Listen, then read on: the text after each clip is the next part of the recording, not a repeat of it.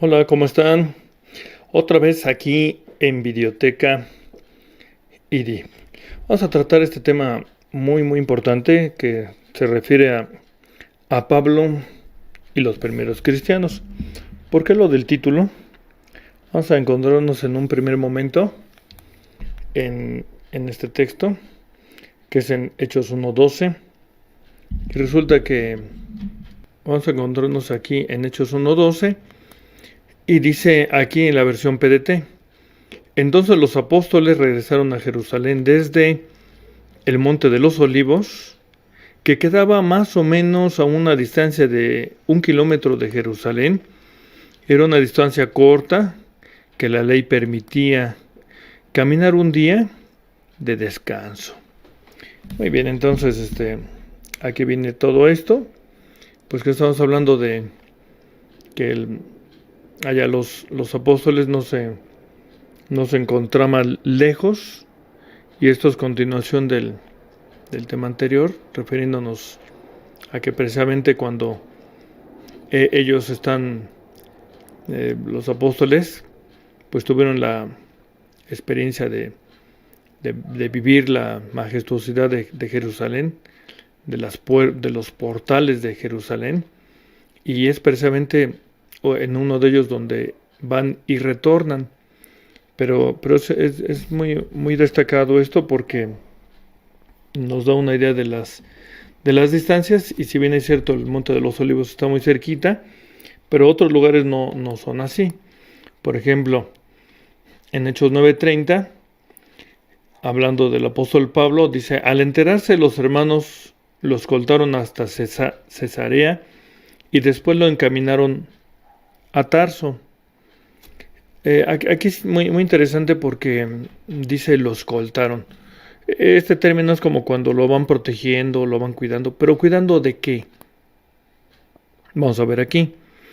De acuerdo con esto, el camino de Jerusalén al que van a tomar hacia Tarso, pues necesariamente tenían que pasar por Cesarea, que son 104 kilómetros, y se continúa el viaje, continúa el camino a pie, y van a llegar precisamente a la tierra del apóstol Pablo, que es Tarso de Cilicia. Aquí lo ilustramos como una forma recta, pero vamos a ver que no es así. Tienen que dar una curva para llegar a ese lugar. Lo vamos a detallar. El caso es que esta distancia de Cesarea a Tarso de Cilicia, de acuerdo con Hechos 22.3, pues son alrededor de 469.4 kilómetros. ¿Sí? Entonces vamos a hablar un poquito de este lugar tan particular. Y hay una nota, por cierto, aquí donde dice: nota, los judíos de Jerusalén también intentaban matarlo. Pues y aquí eso se responde con lo que está diciendo ahí, que tuvieron que escoltarlo. Vieron que lo querían dañar, le querían pegar, porque acuérdate que para los judíos, Pablo es un traicionero, es un traidor.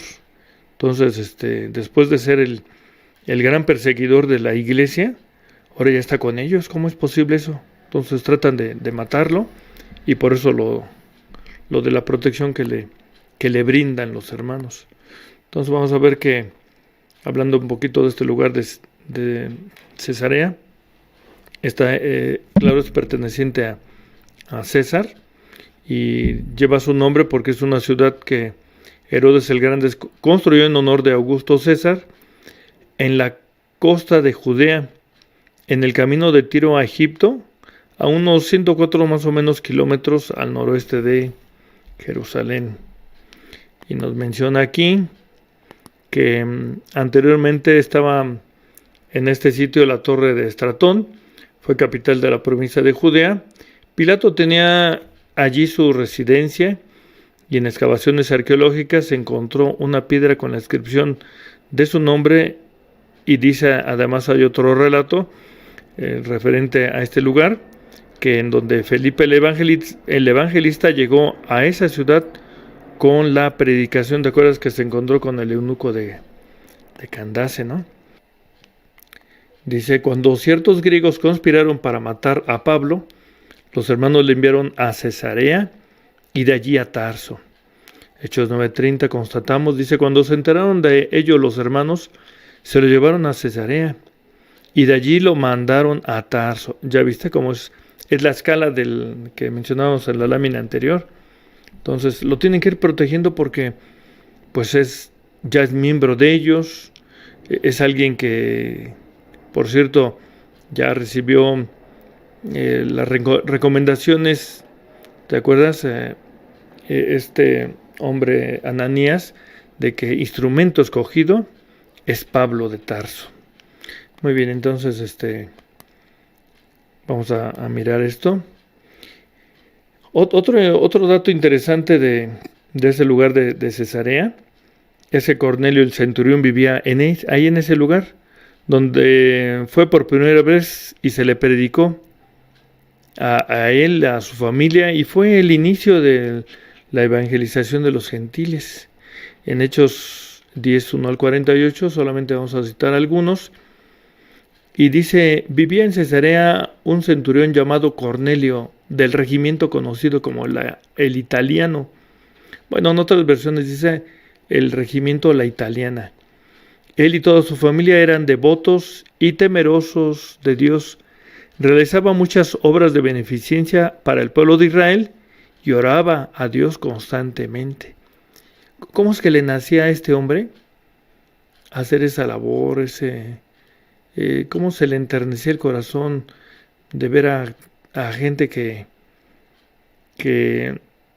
menesterosos, gente que requería de apoyo, se le dolía el ánimo, y por eso las constantes oraciones, el apoyo que mandaba al pueblo de Israel. Y eso fue un detallazo que ve el padre. El padre lo ve con buenos ojos y pues manda que también se le predique. Y es con él con el que se inicia la entrada de todos esos gentiles que van a entrar al pueblo, van a entrar a la iglesia aceptando a Jesucristo. Exactamente. Entonces, aspectos de este lugar de Cesarea, con algunas ruinas, algunos aspectos. Por ejemplo, aquí un arroyito, esas cuevas que estábamos mirando en la lámina anterior. Y dice aquí Tarso de Cilicia, que está en Turquía. Ahorita vamos a ver una laminita. Dice, es una ciudad en el sureste de Asia Menor, en Turquía. Tarso estaba situado unos 14 kilómetros tierra adentro, a orillas del río Cidno. Formaba al desembocar en el mar un lago que servía como abrigo a las embarcaciones. Después de ser ocupada por distintos pueblos, Tarso fue conquistada también por Alejandro Magno en el año 333. Datos bastante interesantes. Y nos menciona que a la muerte de formó parte de la dinastía seleucida, la cual fomentó la inmigración de judíos en tiempos del Imperio Romano. Y fíjate, vamos a llegar a un punto muy, muy importante, a una explicación que se ve mucho más adelante en el libro de los Hechos del Imperio Romano. Tarso vino a ser capital de Cilicia y sus habitantes ciudadanos del imperio. Entonces vamos a remarcar esta parte, porque en cierta ocasión, fíjate, dice aquí, ¿quién lo dijo? Pero yo soy de nacimiento. Fue el apóstol Pablo, ¿te acuerdas? Porque él, cuando ya lo van a castigar, lo amarran, y lo mandan a azotar, y dicen, a ver, permítanme. ¿Es lícito a un ciudadano romano a castigarlo sin haber sido antes juzgado? Y le dice el que estaba ahí al mando de las huestes romanas, dice, fíjate lo que dice, ese reconocimiento yo lo obtuve, pero con una fuerte suma de dinero. El apóstol Pablo dice, sí, pero yo lo soy de nacimiento. Entonces, ¿por qué? Porque si nos damos cuenta, entonces aquí este material nos saca de esa duda, y es que Tarso entonces vino a ser reconocido por el Imperio Romano, y todos los que nacieran en Tarso venían a ser ciudadanos del Imperio Romano. Por eso el apóstol Pablo dice, sí, pero yo lo soy de nacimiento. Entonces le valió bastante porque pues lo tuvieron que liberar, ¿no? Entonces, en el año 59 de la era común fue gobernador de Tarso, el famoso Cicerón, bajo Augusto César. Y dice también Tarso, el lugar de Tarso, vino a ser una ciudad libre dentro del imperio y prosperó mucho, convirtiéndose en un gran centro comercial, cultural, intelectual, hasta el punto de rivalizar con Alejandría.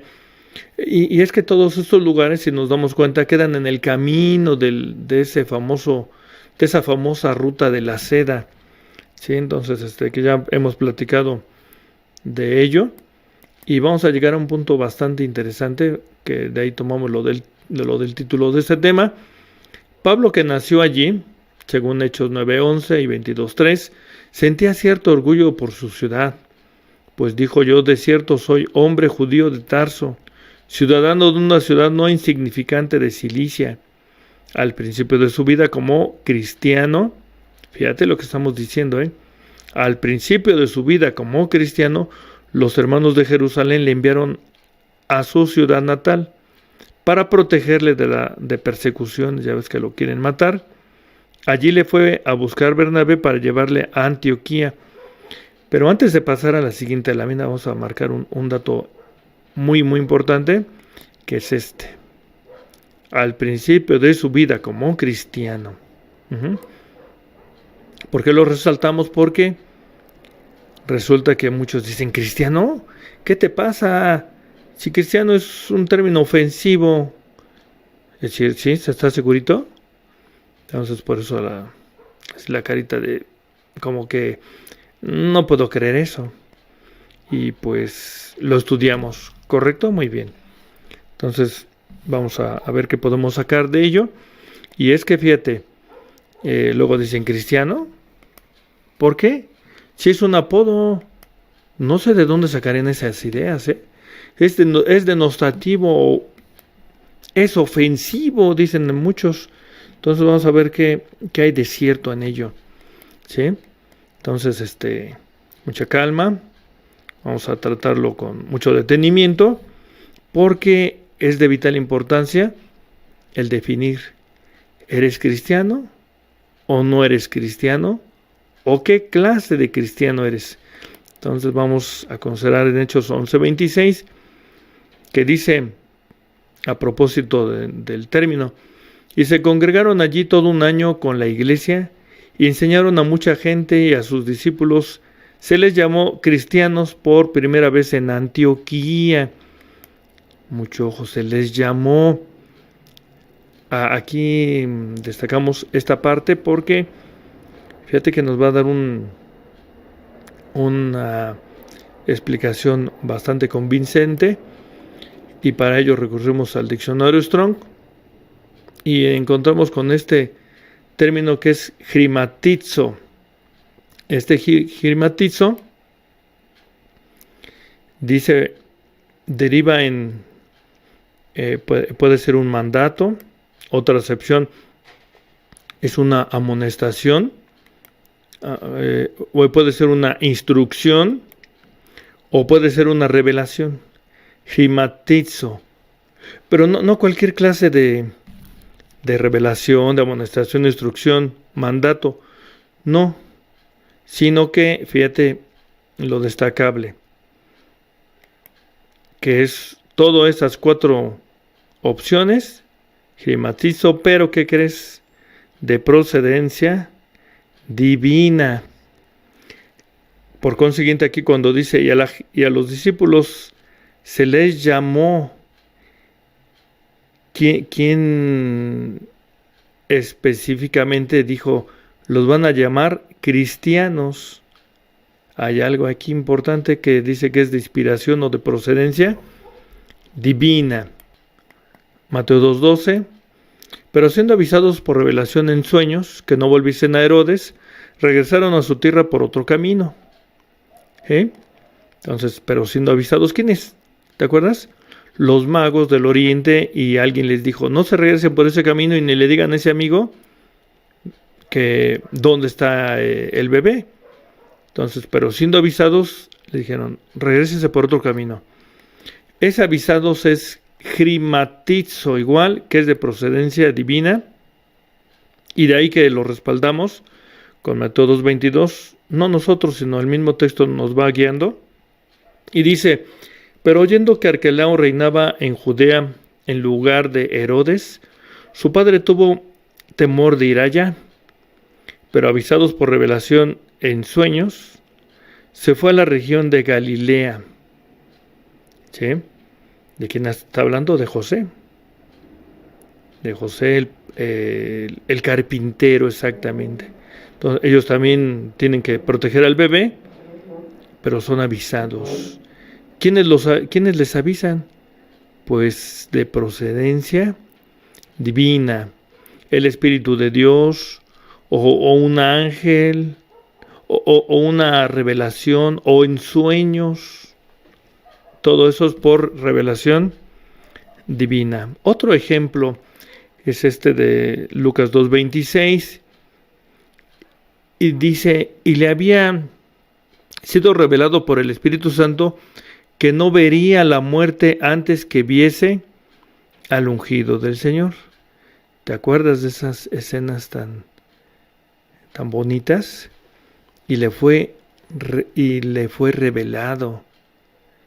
¿Quién? Aquí ya nos dice clarito, esa inspiración divina es del Espíritu Santo. Hechos 10:22, de igual forma, ellos dijeron, Cornelio, el centurión, varón justo y temeroso de Dios, y que tiene buen testimonio en toda la nación de los judíos, ha recibido instrucciones de un santo ángel de hacerte venir a su casa para oír tus palabras. Era un hombre muy reconocido por los mismos judíos, pues porque siempre estaba al pendiente, ayudándoles, apoyándoles, aunque dice, pues no puedo formar parte de este pueblo, pero yo quiero ayudar. Yo quiero ayudar porque sé que ahí mora el Señor Todopoderoso.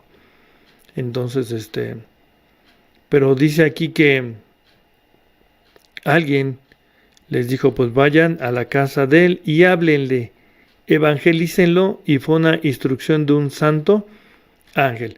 Entonces, tanto en Lucas 2:26 como en Hechos 10:22 nos está hablando de huestes celestiales, y efectivamente es crimatizo de procedencia divina. Otro ejemplo, Romanos 7:3. Así que si en vida del marido, en la explicación que da el apóstol Pablo, del marido se uniere a otro varón, será llamada adúltera. Pero si su marido muriere, es libre de esa ley, de tal manera que si se uniere a otro marido, no será adúltera. La explicación que da el apóstol Pablo de la ley del marido, que ya también la explicamos ya en otro tema, pero aquí lo que destacamos es será llamada. De igual forma, Hebreos 8:5, los cuales sirven a lo que en figura es figura y sombra de las cosas celestiales, como se le advirtió a Moisés cuando iba a erigir el tabernáculo, diciendo, mira, haz todas las cosas conforme al modelo que se te ha mostrado en el monte. Vamos a ver dónde está crimatizo aquí. Se le advirtió y arriba está la llamada, y también ambos son de procedencia divina, crimatizo. ¿Sí? Ya no hay más textos, claro. Vamos a otro más, muy importante. Y dice Hebreos 12:25.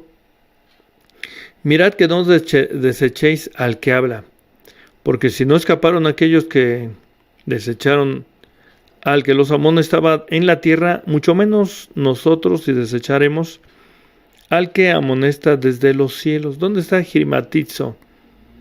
Aquí. El que los amonestaba. Efectivamente es Matizo, de procedencia divina. Por consiguiente, cuando nosotros hablamos de cristianos, no es cualquier clase de cristianos.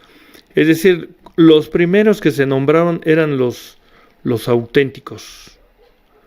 Entonces, vamos a pensar que, lejos de ser una ofensa, es todo lo contrario. Ser auténticos cristianos es un honor. Es un honor. ¿Por qué? Cristianos auténticos son los que guardan los mandamientos del Creador. Mucho ojo con eso porque no, pero yo también soy cristiano. A ver, momento. ¿Guardas los mandamientos de Dios? No, que sí. A ver, menciónamelos, ¿cuáles son? Pues hay veces que ni se lo saben. Entonces, ¿cómo te vas a llamar cristiano? Entonces, decir que eres un cristiano, pues requiere que le copies la vida a Cristo, como lo dijo el apóstol Pablo. Sed imitadores de mí, así como yo de Cristo. Entonces, por ejemplo, ¿guardas? ¿Qué me dices? ¿Guardas el sábado? No, que no. Entonces no eres un cristiano auténtico. Entonces vamos a buscar ser cristianos auténticos. Entonces, Tarso de Cilicia, volvemos al tema, es un lugar costero, cerca del mar. Aquí está este lugar con el escudo, fue gobernado por monarquías, y nos menciona aquí algo muy interesante, Hechos 11:25, y partió Bernabé a Tarso a buscar a Saulo, y hallado, y lo encontró, y se lo trajo a Antioquía. Entonces vamos a poner un mapita, aquí la parte de mar, porque es un lugar marítimo, y precisamente vamos a poner aquí a Tarso, kilómetros más, kilómetros menos de la costa. El caso es que, ya que fue Bernabé a Tarso y buscó a Saulo, sí lo encontró ahí. Ahí estaba el hombre. ¿Sí? Porque ya acuérdate que lo ayudaron a llegar ahí y duró un buen rato, un buen tiempo ahí. Ahorita vamos a ver cuánto tardó. Y se lo trae a Antioquía. ¿Por qué Antioquía? Pues porque Antioquía se consideró el centro más importante de la iglesia de Dios. De ahí se despachaba a los discípulos: vete tú para acá, vete tú para allá, que él te acompañe, X. Fue Antioquía, muy próspero, por cierto, ese lugar, y de ahí nos menciona mucho la palabra de nuestro Dios. En Hechos 11:26 dice: y los discípulos fueron llamados cristianos primeramente en Antioquía. Precisamente en ese lugar tan floreciente que es Antioquía, creció mucho. Fue un lugar bastante importante, interesante, y de ahí que ahí es precisamente donde fueron nombrados por primera vez cristianos. Entonces, ¿en dónde? En Antioquía de Siria, porque hay otro Antioquía que más adelante vamos a mencionarlo, y que está en Turquía. Entonces, vamos a ver aquí que ese recorrido que ellos hicieron de caminar de Tarso a Antioquía fue una distancia de 237 kilómetros. Aquí está el mapita, aquí está el recorrido. Y si te das cuenta, la parte superior, esta información, dice, la puedes tomar en distancia si te vas en bicicleta, o te vas caminando, o te vas en vehículo, qué sé yo. Aquí hay otro mapita, nos ayuda como a darnos una mejor idea visualizando este lugar. Y aquí está Tarso, mira, está más cerquita del mar que lo que en la lámina que hicimos. Y aquí está Antioquía. Entonces subir hacia el noreste y descender hasta Antioquía. Aquí está algunas características de cómo es ese lugar de Antioquía. Más o menos así. Lugar próspero, ya mencionamos. Y hay, por cierto, una labor de solidaridad. ¿De parte de quién? Dice, ya que enviaron a Bernabé para incorporar a Saulo a la iglesia. ¿Sí? Entonces, pernotaron en Antioquía. ¿Cuánto tiempo se quedaron? 1 año, es lo que venimos diciendo, que permanecieron 1 año, no es cualquier tiempo, 1 año, 365 días. Y va a ocurrir algo bien interesante, porque tú dices, bueno, ¿dónde quedó la labor de solidaridad? Pues ahí viene, porque hay un profeta que se le conoce como Agabo. Agabo, dicen, ¿qué viene de Gabriel? No, se llama Agabo. ¿Qué significa Agabo? Pues dice aquí que se escribe con una alfa, una gamma, otra alfa, una beta, una omicron y una sigma final. ¿Y qué significa? Agabos. Se lee como Agabos. ¿Y qué significa? A ver, vamos a ilustrarlo aquí, a ver si nos salió el dibujito. ¿Cómo que parece? Ah, es un gusano. No, espérate. ¿Es un qué? ¿Ya parece más un qué? Chapulín, efectivamente.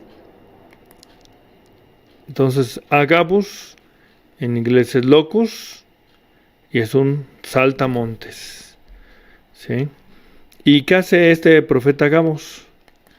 Pues, este profeta Agabo les previno de una gran escasez que vendría. Hechos 11:29, ya que supieron, a ver, ¿por qué me dijo este hombre esto? No, es que vamos a hacer mucha oración por ellos. Sí, pero no te quedes así solamente, porque dice ahí 11:29, entonces los discípulos, cada uno conforme a lo que tenía, porque acuérdate que se da mucho el comercio ahí, y ganan pues sumas considerables, y determinaron enviar subsidio a los hermanos que habitaban en Judea. Les llevan pero ¿por qué nos traen todo eso? Porque ya supimos que vendrá una gran escasez. Entonces, en esa solidaridad que hay, ellos desean el bien de la iglesia y por eso hacen esa labor. Todos estos recursos fueron enviados con Bernabé y Saulo. Y entonces tenemos aquí que está aquí Antioquía. Y ellos van a descender. ¿Hasta dónde dijimos? Hasta la región de Judea, Jerusalén concretamente, en un trayecto de 763 kilómetros, según lo que se especifica, que más o menos equivale a la distancia entre la Ciudad de México hasta Manzanillo, Colima. Más o menos, si miramos en el mapa, ahí está Antioquía, está Jerusalén, y dijimos que fueron 763 kilómetros, que se hicieron escalas o no sabemos, pero sí hay una distancia considerable. Y decíamos que es la equivalencia de Manzanillo a la Ciudad de México. Entonces un día a ver si te vas caminando, a ver si ves lo que es caminar todas esas distancias. Y por supuesto que es muy pesado, por eso tomas el camión. Aquí los judíos opositores se comportaron como viles. ¿Qué viles qué? A ver si coincidimos con esto, porque es que de veras. Luego, ¿cómo piensa uno? Bueno, ¿en verdad aman al prójimo? Que es lo que les remarca Jesús, ¿no? ¿Y por qué decimos esto? Dice, ya que Herodes, que es el nieto de Herodes el Grande, e hijo de Aristóbulo, intenta someter a la iglesia con militares y asesinan cobardemente a Jacobo, hermano de Juan. Fíjense nada más. Lo que es tener un corazón malo, ¿no? Entonces, ¿qué les hacía Jacobo, hermano de Juan? Pues lo único que hacía era hablarle a las personas de la palabra del Señor. Y este hombre se quiere meter con la iglesia, más bien se metió en contra de la iglesia, hay una persecución y asesinan cobardemente a Jacobo, hermano de Juan. Y lo peor es que estos judíos, los que vieron todo esto, que les caía mal Saulo porque se fue con el lado opuesto, burlándose los judíos de este lamentable suceso. Si la misma ley dice que no te has de mofar de los demás, sino amarás a tu prójimo como a ti mismo. Entonces, por eso ponemos aquí que los judíos opositores a la iglesia se portan como unos verdaderos rufianes. Y es que efectivamente a lo largo de la vida que uno puede llevar en el aprendizaje de la palabra del Señor, pues se pueden presentar muchas cosas. Gente que de pronto te aborrezca, gente que de pronto no quiere saber de ti nada.